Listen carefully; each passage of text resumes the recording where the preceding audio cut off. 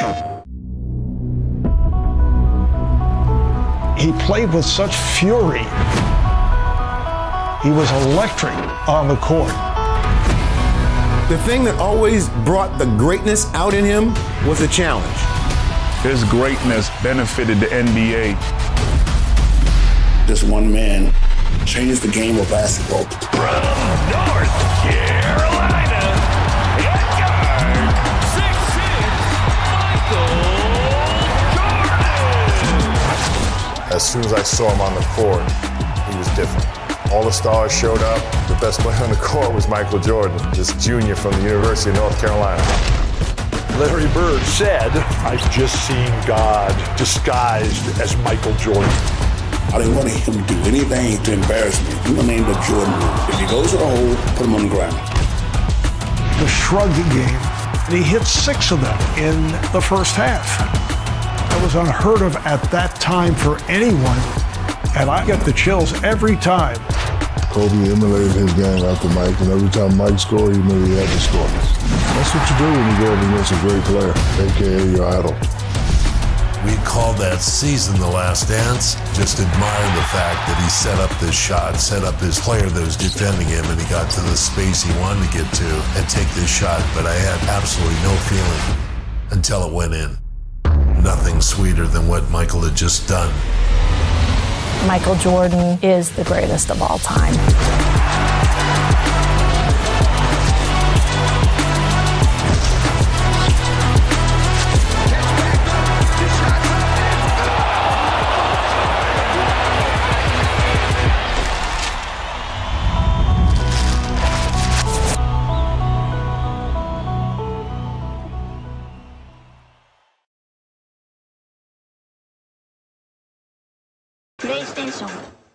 What is up, everybody, and welcome back to another episode of the Classic Chronicles. Hope everybody enjoyed yesterday's special 9/11 vlog where I reflected on where I was on that terrible day. If you haven't checked that out, please do. But for today's vlog, we're gonna get right back into something fun, man. Something lighthearted, which is what I like to do on here. I like to keep things fun and lighthearted for the most part. So let's talk about it, man. It just came out this past Friday, man. NBA 2K23. It is finally here. I picked up the championship edition, as I stated on the first vlog that I did on this, breaking down all the pre-order bonuses for each edition. Man, and just getting to play over the last 72 hours, it's been the most fun that I've had with the NBA 2K game in a while. It just feels different. The dribbling is great. It's a lot harder to score. You really have to get the drop on your opponent by doing a dribble move and to be able to score, and it's just crazy. So we're gonna get into everything that I've done so far. These are my early impressions with NBA 2K23 getting to play over the last couple of days. So I have it on PlayStation 5, so I'm gonna specifically be talking about the next gen version. I don't know anything about the current gen version. I assume that's the version that's the same every year, considering they're trying to get everybody to update to the next gen systems, and unfortunately not everybody can at this point. But I'm going to be telling you what I think of the next gen version. So let's get into the first thing, which I touched on a little bit ago, which is the gameplay. Gameplay feels real smooth, man. It feels like you have more control of your player than you ever had before, or at least in a long time. So you're not just gonna be able to go if you're like a 7-foot center, like and Anthony Davis, 6'9", 6'11", 7-foot center like Anthony Davis is, you're not just gonna be able to blow by people and just dribble like you're controlling like Steph Curry, who has a smooth, crossover. It's not like that. It's the players move like their real life counterparts. So if you're trying to do a crossover with like a center, like say an Anthony Davis or something, it's just not gonna happen. You'll fumble the ball and you'll most likely get it stolen away from you. So just be careful. For those of you who like to mess around with the ball a little bit, you will pay for that, and it will result in a turnover, and you'll probably end up costing you a basket on the other end. So be mindful of how you use your player. And speaking of mindful of how you use your player, there's an all new stamina system in NBA 2K23. There's basically 3 bars under the player that, the more crossover and the more moves that you do, the more stamina you lose. And like if you use that stamina up too quickly, you're gonna either miss the shot or it's not gonna go in at all. It might result in an air ball, which very rarely happens. You just usually end up missing the shot. So you be careful of how you use your stamina.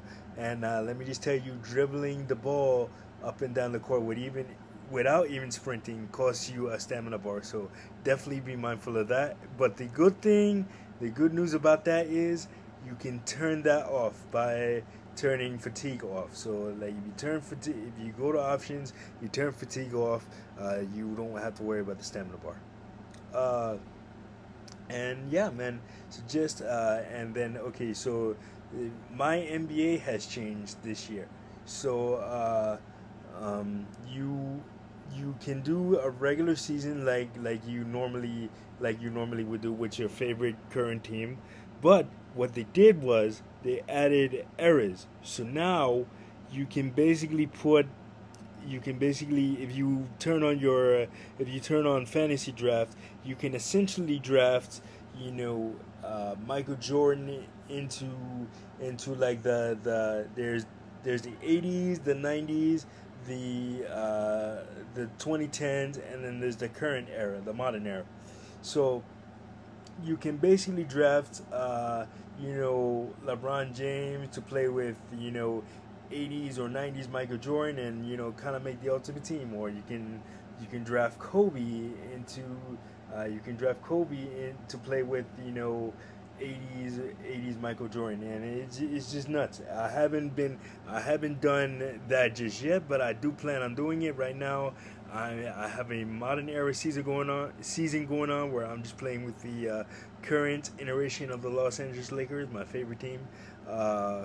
And man, it's just great. So many customization options for your season, and it's just awesome. And then I haven't done any of the WNBA stuff yet, so I'm definitely looking forward to that. I heard they revamped that mode, but for definitely what everybody is most likely there for is my career. So in my career, I got a little bit of time to go hands on with my career, and it's very different. So in past years, you would equip certain badges and certain abilities, and that would be their own separate thing. But now this year, they're adding tiers to badges. So like level 1 tiers might unlock you certain abilities, and then once you get to level 2, level 3, you can unlock like different crossovers and different dunk animations and stuff. And what happens is each attribute tied to that specific tier is no longer its own attribute. So basically, what I'm saying is, for example, you might build your architect might be built as as a like a 6'7" small point guard slash shooting guard like LeBron James is.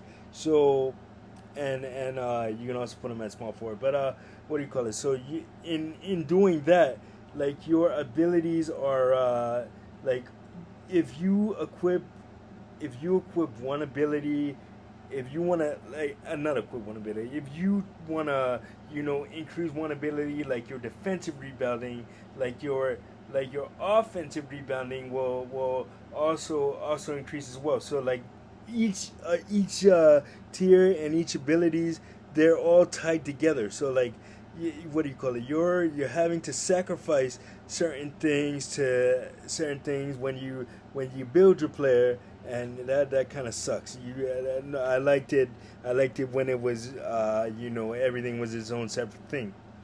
But that's a small price to pay for those who do my career. And if you like what do you call it? If you like my career, you'll definitely like it this year. The story is pretty cool. They got J. Cole in there. He's actually on one of the covers, I believe, that they just released right before they released the game. Yeah, man. So, and then let's also talk about the Jordan challenges. I am halfway done with those. I am not all the way done with those. I'm up to challenge number 6, I believe, which is the 1989 Eastern Conference Finals, where Jordan hit the famous shot over Craig Elo to win the game. So I'm up to that. But okay, so the first challenge is the 1982 national championship game between Georgetown and North Carolina.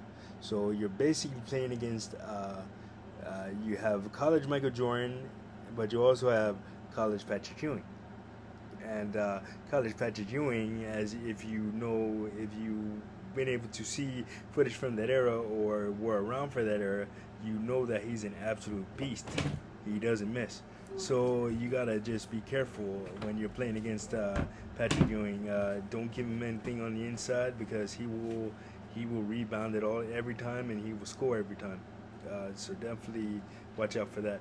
And then what do you call it? But on the flip side of things, you have college Michael Jordan, which he's a beast in himself. Like he can just blow by people and has the ability to just dunk all over players.